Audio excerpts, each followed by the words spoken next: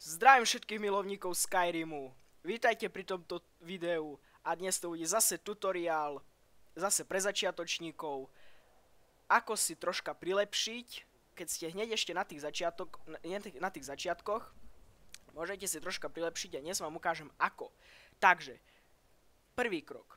Dostať sa tu hore, do Jitšenky. Keď ste úplne na začiatku, tak si tam musíte nájsť povoz, ale keď už ste tu boli, tak sa tu jednoducho teleportnite.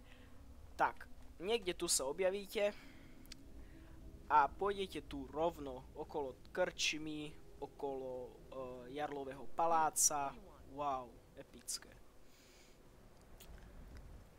Tak, a pri tomto dole pôjdete troška tu rovno, tu, a tu sa nachádza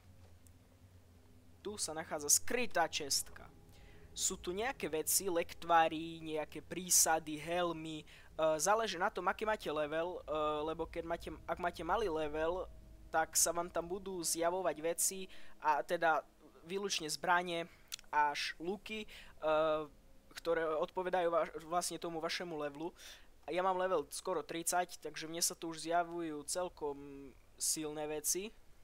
Nie je to boh vie čo, ale keď ste začiatočník, budete tu mať nejaké lektvary, kamene duší, nejaké prísady, tiež nejaké zbranie, rúdy a tak, štíty. Takže môžete to predať alebo si to nechať.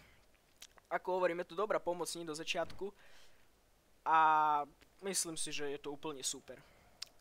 Tak, toto bude pre dnešné video asi všetko. Dnes to je takéto kratšie, no ale snáď to nevadí. Ak som vám pomohol, zanechajte like, odber a pri ďalšom videu alebo pri ďalšom tutoriále alebo inom videu. Nazdar!